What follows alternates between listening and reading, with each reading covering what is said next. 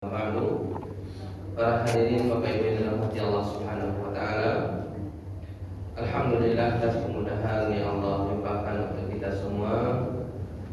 Kita bisa menyisihkan waktu kita di subuh pagi ini. Semoga waktu yang kita sisihkan, ibadah yang kita tunaikan ini diterima di sisi Allah Subhanahu wa taala. Amin. Kemudian salawat serta salam untuk Nabi kita Muhammad sallallahu alaihi wasallam, semoga selalu tersampaikan kepada beliau, kepada sahabat beliau, kepada keluarga beliau dan orang-orang yang mengikuti jalan beliau. Para hadirin Bapak Ibu yang dirahmati Allah Subhanahu wa taala. Kita kembali, biasanya kita bertemu di Senin malam, tapi karena waktu kita pindahkan ke pagi hari ini, insyaallah para hadirin kita mengulang-ulang kaji, insyaallah tidak lama, 30 menit ke depan insyaallah cukup Bapak-Ibu. 30 menit ke depan, semoga dengan 30 ini bisa membenarkan sikap kita, mengokohkan langkah kita, karena kita dituntut untuk bisa istiqomah. Ihdinas siratal mustaqim, ya Allah tunjukilah kami jalan yang lurus. Salah satu kita bisa istiqomah itu adalah kita mempelajari ilmu agama. Bapak Ibu yang dirahmati Allah Subhanahu wa taala, mengingat sekarang kita berada di bulan apa? Di bulan Sya'ban, yang mana merupakan bulan Sya'ban adalah bulan yang terakhir sebelum datangnya bulan Ramadan. Maka pada pertemuan kali ini kita mempelajari bagaimana langkah-langkah kita dan sikap kita ketika akan berhadapan dengan bulan Ramadan. Karena para hadirin, bulan yang sebanyak 2 bulan itu, salah satunya adalah Ramadan, dan keistimewaan bulan Ramadan itu tidak akan kita jumpai pada 11 bulan yang lain. Keistimewaan Ramadan itu hanya ada di bulan Ramadan, tidak akan ada di bulan yang lain. Tidak ada di bulan Sya'ban, tidak ada di bulan Syawal, tidak ada di bulan Dzulhijjah dan seterusnya. Hanya adanya di bulan Ramadan saja. Karena keistimewaan Ramadan ini, orang-orang soleh sebelum kita tentang Ramadan itu berdoa 2 perkara. Yang pertama doanya adalah Allahumma ballighna Ramadan. Ya Allah, perjumpakan kami dengan bulan Ramadan. Kenapa ingin berjumpa para hadirin? Rindu hati bukan dikarenakan bulan Ramadan itu bulan terbukanya peluang bisnis. Rindu hati bertemu dengan bulan Ramadan bukan disebabkan ramainya orang, bukan, akan tetapi peluang ibadah di situ dilipat gandakan. Hari-harinya tersebut, ibadah apapun yang kita lakukan, pahalanya dilipat gandakan.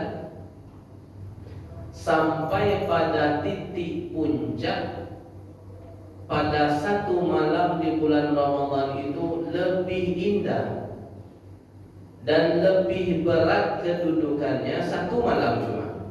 Satu malam itu berapa jam? Satu malam 12 jam, satu malam cuma. Yang mana kita melakukan ibadah tersebut lebih baik daripada 1000 bulan. 1000 bulan itu berapa tahun?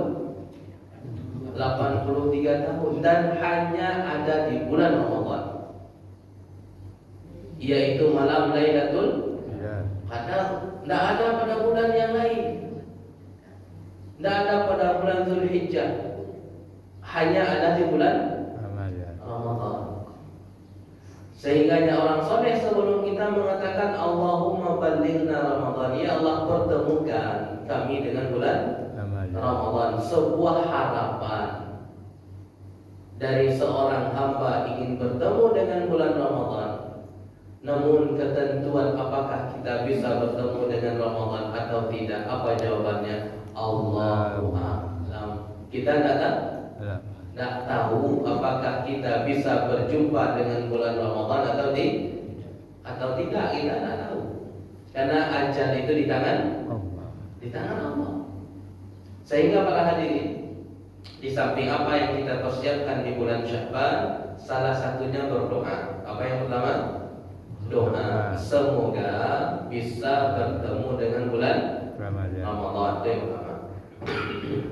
Yang kedua, di bulan Sya'ban ini adalah waktu terakhir untuk mengganti dan membayar hutang puasa. Di bulan Sya'ban apa? Waktu yang terakhir untuk mengganti hutang puasa. Kalau sekiranya Bapak Ibu tahun kemarin tersebut memiliki hutang puasa. Kenapa orang itu memiliki hutang puasa? Karena berpuasa ada uzur. Apa uzur yang membolehkan orang untuk tidak berpuasa? Yang pertama, para hadirin, sakit.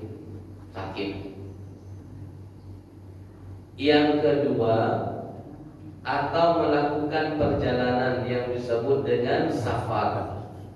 Dua. Yang ketiga, khusus bagi ibu-ibu ada halangan. Tiga, uzur orang boleh untuk tidak puasa, sakit, melakukan perjalanan, atau ada halangan. Selain dari mereka itu tidak diperbolehkan untuk tidak berpuasa, meskipun pekerjaannya pekerjaan yang berat.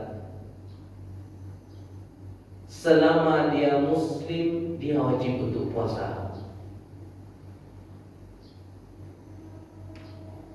Dikatakan kepada orang rumah istrinya, contohnya, besok siang ambo nak berpuasa, mbak tu nak berpuasa, ada kerja bongkar muat satu truk besar. Tak tanduk badan. Kita katakan sehat badan, sehat, kuat fisik, kuat, tidak ada keringanan bagi dia untuk tidak berpuasa. Meskipun apa? Meskipun kerjanya kerja yang berat. Kenapa demikian? Karena tidak ada keringanan. Lalu Ustaz, kalau besoknya lemah badan bagaimana? Mulailah dengan niat yang baik dulu di malam hari. Besok saya akan puasa. Kelirunya orang tersebut di mana, para hadirin? Orang-orang yang bekerja berat itu di mana kelirunya? Lah baniye dari malam hari tak puasa, itu masalah. Di malam hari sudah tidak berniat untuk tidak puasa. Padahal sikap yang benar apa? Niat dulu di malam hari, hadir dulu di sahur, kemudian bekerjalah. Ini khusus pekerja berat yang katanya sangat-sangat berat. Di mana batas kemampuannya Ustaz? Kamu kalau nak minum hari kau pingsan, Ustaz, silahkan dibatalkan. Apakah seperti itu terus? Nah, Allah itu akan menguatkan bagi orang-orang yang memiliki kemampuan. Insya Allah seperti itu kaidahnya. Akan Allah kuatkan bagi siapa? Bagi orang-orang yang memiliki kemampuan. Tapi kalau tidak mau dari awal, para hadirin, tidak akan pernah untuk puasa. Dengan alasan apa terus? Pekerjaan di siang hari berat. Itu bukan alasan. Alasannya itu sakit, halangan, kemudian melakukan perjalanan yang jauh. Sisanya tidak diterima. Oleh karenanya, Bagi kita yang memiliki hutang kemarin, maka bulan Sya'ban adalah bulan yang terakhir untuk mengganti puasa tersebut. Itu amalan yang kedua di bulan Sya'ban. Yang pertama doa, yang kedua mengganti puasa. Yang perlu kita benahi di bulan Sya'ban ini, yang ketiga adalah mengubah sikap menuju sikap yang lebih baik. Para hadirin yang dirahmati Allah Ta'ala, masing-masing kita itu memiliki kekurangan. Memiliki apa? Kekurangan. Maka kita berharap kekurangan dan kebiasaan dosa yang kita lakukan itu jangan kita bawa masuk ke dalam bulan Ramadan. Kebiasaan kita untuk melakukan kesalahan jangan dibawa masuk menuju bulan Ramadan. Tinggalkan. Di mana ditinggalkan? Kapan ditinggalkan? Di bulan Sya'ban ini ubah. Kalau kita terbiasanya, mohon maaf ini sekedar contoh saja, terbiasa untuk gibah, di stop dulu. Because di bulan Syawal diundang oleh Ustaz. Karena hanya ditinggalkan di bulan Ramadan saja, di bulan Syawal juga ulang beliau baru. Tidak para hadirin, dilatih. Dan sekarang ini sekedar contoh. Bagaimana sikap kita dengan Al-Quran? Dari bulan Sya'ban kok mulai banyak dakik dengan apa? Al-Quran. Semoga dengan bertemunya kita bulan Ramadan, kita telah terbiasa menyentuh Al-Quran. Jangan dibuka pas 1 Ramadan saja. Mulai dari kini. Latih dari kini. Tidak kasajus, tidak masalah. Yang penting sudah terbiasa dulu hubungan yang dekat dengan Al-Quran. Tidak kasar lebar, tidak perlu para hadirin. Setengah jadi itu. Sehalaman cukup. Sehalaman itu pada tulisan. Ada waktu 10 menit. Ada 10 menit. 10 menit sisakan waktu untuk membaca Al-Quran. Kenapa Ustaz? Beres-beres persiapan menuju bulan Ramadan. Karena salah satu identik bulan Ramadan itu adalah bulan yang membaca Al-Quran. Dan kita akan merasa ringan untuk membaca kalau kita telah melatih diri jauh-jauh hari sebelum Ramadan. Apakah mesti harus pakai mushaf? Di dalam HP kita insya Allah ada aplikasi. Kok maraso jawab mana mushaf, rasanya dia jawab mana mushaf di situ sana. Buka si aplikasi dulu. Bisa kita baca Al-Quran di rumah kita? Bisa. Bisa ditampek karajo? Bisa. Bagi kita kalau sampai karajo, tentu bagi orang yang atasan tentunya. Kalau karyawan yang kan sedang berkarajo, dia tidak bisa baca Al-Quran atau punya surang sambil menunggu pelanggan datang, buka aplikasi. Sehalaman cukup dilatih. Karena Nabi mengatakan sallallahu alaihi wasallam, ya baghil khairi aqbil. Wahai pencinta kebaikan, segeralah mulai. Segera mulai. Pencinta kebaikan, segera dilatih. Wa ya baghiyasy syarri. Wahai orang-orang yang masih juga terjerumus ke dalam kesalahan, auqif, ubahlah sikap. Ubah sikap, berhentilah. Jadi Nabi dua memanggil para hadirin, ya baghil khair, orang-orang yang pecinta kebaikan, mulailah dari kini. Orang-orang yang masih panggilan yang kedua, orang-orang yang masih jatuh ke dalam keburukan, berhentilah. Ada keburukan dalam diri kita? Ya. Ada. Berhenti dulu. Dikontrol. Dilatih menuju yang lebih baik. Semoga ketika kita bertemu dengan Ramadan, kita bisa memaksimalkan sebaik mungkin. Itu amalan kita yang ketiga di bulan Sya'ban. Bulan Sya'ban itu bulan persiapan, bulan untuk berlatih kembali, untuk mendekat kepada Allah Subhanahu wa Ta'ala, didekatkan hubungan kita dengan Al-Quran satu. Kemudian yang kedua, di bulan Sya'ban ini kita pertahankan sholat malam. Apa? Kita pertahankan sholat malam. Alhamdulillah Ustaz, Ambo selama ini bisa mempertahankan sholat malam. Alhamdulillah. Minta keistiqomahan. Kalau seorang itu punya kebiasaan sholat malam. Bagi yang masih jauh atau bolong-bolong dari sholat malam, rapian sholat balik. Jangan sampai luput malam kita dari sholat malam.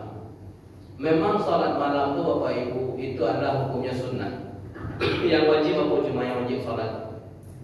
Yang wajib hanya sholat 5 waktu. Sisanya sunnah. Coba para hadirin Bapak Ibu perhatikan. Di sekian banyak sholat sunnah itu, yang tertinggi kedudukannya, yang paling utama adalah sholat malam. Sholat malam tersebut langsung menempati posisi setelah sholat wajib. Nabi infokan afdhalus sholati ba'dal maktubah. Sebaik-baik sholat setelah sholat wajib, sholatul lail, sholat malam. Kalah berarti 2 rakaat sebelum subuh, kalah 2 rakaat sebelum zuhur, kalah 2 rakaat setelah maghrib, kalah rawatib yang jumlahnya 12 rakaat. Kan kita rawatib berapa? 12 rakaat. Itu kalah dengan apa? Sholat malam. Nabi katakan sebaik-baik sholat kalian setelah sholat yang wajib itu adalah sholat malam. Ketika para hadirin bisa mewujudkan sholat malam setiap malamnya, berarti telah mengamalkan suatu amalan yang paling indah setelah sholat wajib. Dan alhamdulillah sholat malam itu tidak dibatasi rakaatnya. Silahkan berapa yang sanggup. Witir sanggup kita 3, cuma Ustaz silahkan witir 3. 5 Ustaz silahkan. Dan waktu pelaksanaannya pun juga longgar. Kapan kita yang sanggup?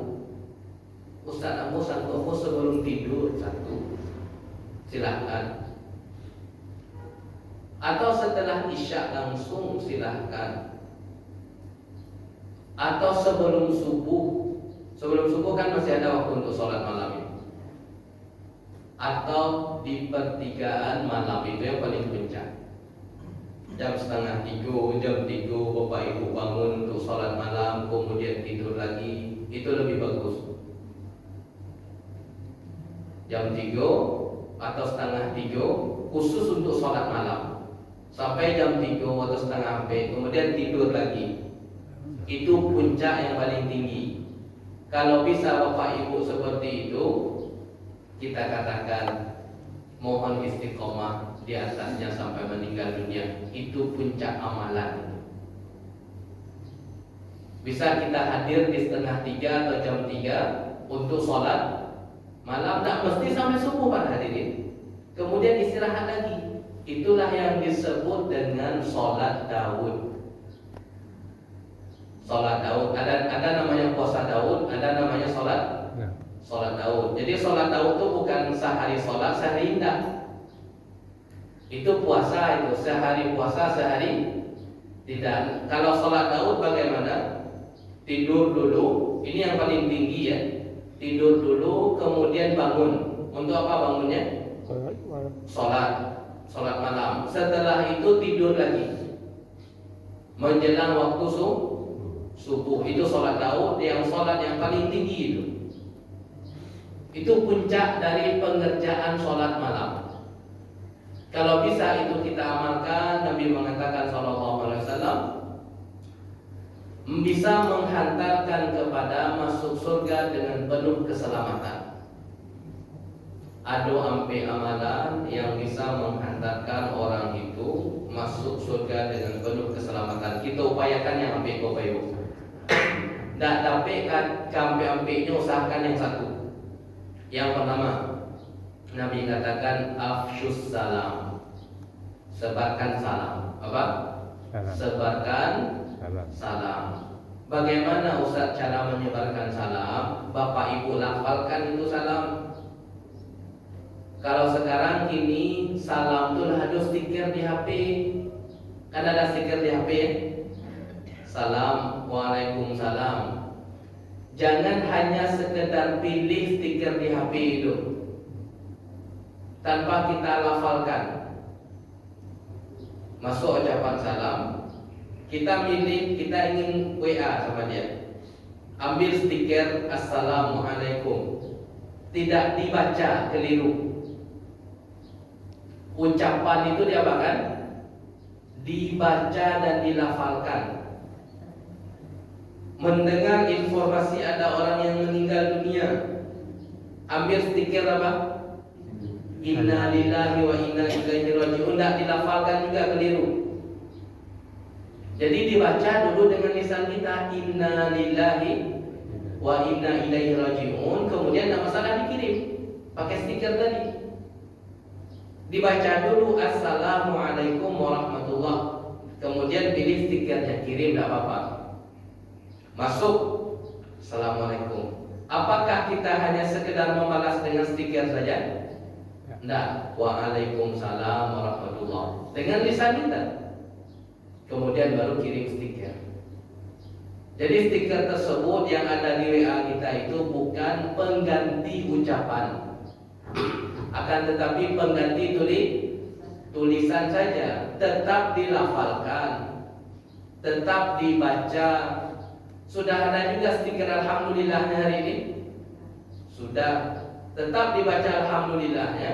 Kemudian diapakan? Dikirim. Sebarkan salam. Ada 4 amalan yang satu. Kemudian yang amalan yang kedua, wa at'imut ta'am. Agendakan untuk sedekah makanan. Bukan sedekah rupiah, bukan sedekah uang, akan tetapi apa? Sedekah makanan pokok. Nasi yang orang kasih aja akan menerima. Orang yang kurang mampu, 2 bungkus, 3 bungkus agendakan para hadir.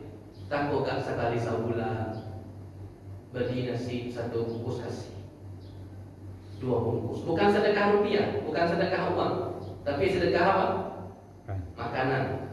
2. Kemudian yang ketiga, sholat malam ketika kebanyakan manusia sedang tidur. Orang tidurnya sholat sunnah. Itu luar biasa ya. Kemudian yang keempat, jalin tali rahim jangan sampai putus. Ini diperjuangkan. Jangan sampai putus, berdiam-diamkan, tidak saling menyapa orang-orang yang memiliki hubungan nasab. Udah sesama adik dia tidak pernah tegur sapa lain. Uni sama keponakannya tidak pernah tegur sapa. Kenapa demikian? Penyebab orang tersebut putus tali rahimnya. Penyebabnya apa Ibu? Kebanyakan orang tersebut bertengkar gara-gara warisan. Jangan sampai putus hubungan kekerabatan gara-gara rupiah. Apa? Rupiah. Gara-gara rupiah. Jangan sampai putus. Karena mempertahankan tali rahim kita jalan menuju surga. Mempertahankan tali rahim itu apa? Jalan menuju surga. Jangan sampai putus. Kalau sekiranya kita yang kari orang kawan kita udah kita kari dulu dengan pertemuan keras sama keras bisa putus, mundurlah. Nah, yang penting apa? Yang penting tali rahim itu bisa terjaga. Jangan menuju surga. Kalau bisa kan sesuai, akan tetapi kadang ada perbedaan paham yang menyebabkan tali rahim itu putus. Jangan putus. Mempertahankan itu jalan menuju surga. Nah, baik rahmat Allah SWT. Sampai di sini pembahasan kita dulu karena waktu pagi kita. Semoga ini pembekalan di bulan ini, di bulan Syaban ini. Jadi kesimpulannya apa? Di bulan Syaban ini yang harus kita lakukan, yang pertama doa. Yang pertama apa? Doa semoga bertemu dengan bulan Ramadan. Kemudian yang kedua apa? Kuado hutang, maka bulan Syaban adalah bulan yang terakhir untuk mengganti. Kemudian yang ketiga, kita berlatih mengubah sikap menuju yang lebih baik di bulan Syaban. Dekatkan kembali hubungan kita dengan apa? Al-Quran.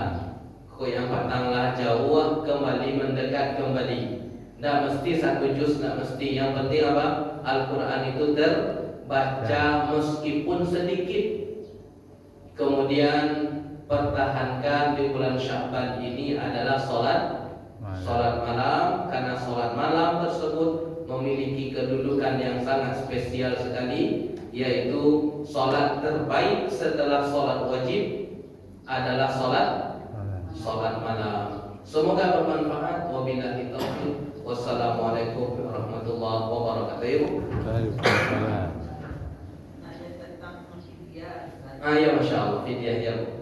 Misalnya mungkin barangkali ada yang lama-lama itu kan waktu menunggu Iya. ada menyimpankan antara dia. Iya. Ada rumah bayinya kadang lampu. Iya, baik. Para hadirin, fidyah jadi ada dua kewajiban orang yang tidak berpuasa karena uzur. Yang pertama mengganti. Yang pertama apa? Mengganti. Yang kedua adalah bayar fidyah ya. Bayar fidyah ini ditujukan kepada siapa? Yang pertama, bayar fidyah itu ditujukan kepada orang tua renta yang tak sanggup lagi untuk puasa. Maka kewajibannya bayar fidyah. Satu. Kemudian yang kedua, bayar fidyah ditujukan kepada siapa lagi? Yang kedua adalah ibu hamil dan menyusui, yang mana jumlah puasanya itu sangat banyak sekali. Maka diberikan keringanan untuk bayar fidyah. Tahun pertama hamil, tahun kedua menyusui, tahun ketiga hamil banyak, tahun keempat menyusui, tahun kelima hamil. Bisa jadi seperti itu para hadirin. Jadi 5 tahun tidak puasa. 5 tahun kali 30 berapa itu? 150 lagi kata bayar kira-kira. Balik kan? Maka diberikan keringanan untuk bayar fidyah ya. Nah, baik, teknisnya bagaimana Ustaz? Kita lihat teknisnya. Yang pertama, takaran fidyah itu seharinya sama dengan 0,75 kg beras. Seharinya 0,75 gram beras per hari. Baik. Kemudian yang kedua, bagaimana kita mengenal harinya Ustaz? Bagaimana kita mengenal hari? Bagi ibu-ibu, kembalikan kepada mengerucut kepada jumlah anak. Itu langkah pertama. Langkah pertama barana Pak. Anak tiku di kanak-kanak. Yang tiku ulah bukan tiadun. Pendekatan saja. Yang tiku anggaplah mubaya separuhnya mungkin. Salamu Ramadan satu aku tak pernah puasa. Tiku anak berarti tiga berapa? Tiga tahun. 3 tahun berarti berapa hari? 90 hari. 90 dikali 0,75 kilo. Jadi caranya bagaimana? Pendekatannya mengetahui jumlah anak dulu. Kalau bagi yang betul-betul lupa, maka kembalikan kepada jumlah anak, kemudian dikalikan pada jumlah anak. Biasanya itu kan orang yang itu para hadirin hamil menyusui itu biasanya tak puasa. Kemudian dikalikan perharinya 0,775. Contohnya 30 hari kali 0,75 berapa kilo berarti? 22 kilo. Apa yang kita kasih? Yang kita kasih berasnya. Usahakan dikasih beras. Jangan, kalau bisa jangan dikasih makanan yang siap jadi, bukan nasi bungkus, bukan nasi kotak. Akan tetapi beras kita kasih. Itu lebih bagus dan lebih utama. Itu kiatnya Ibu untuk mengenal dan melakukan pendekatan. Bagaimana caranya? Catatannya Pak, kalau kita sudah lupa, itu cara pendekatannya. Tapi kalau kita ingat, maka bayar sejumlah yang kita ingat. Seperti itu Bu. Wallahu a'lam. Ada yang lain para hadirin? Sebelum kita tutup cukup. Baik para hadirin Bapak Ibu yang dirahmati Allah Subhanahu wa taala, sampai di sini pembahasan kita 30 menit setelah subuh, insyaallah semoga bisa memberikan keistiqomahan untuk kita. Wabillahi taufik. Wassalamualaikum warahmatullahi wabarakatuh. Waalaikumsalam. Bagi Bapak Ibu yang mungkin ada waktu lapang masih bisa untuk duduk di masjid sambil menunggu waktu syuruk datang. Waktu syuruk datang. Kemudian sholat sunnah dua rakaat. Wabillahi taufik. Wassalamualaikum warahmatullahi wabarakatuh. Waalaikumsalam.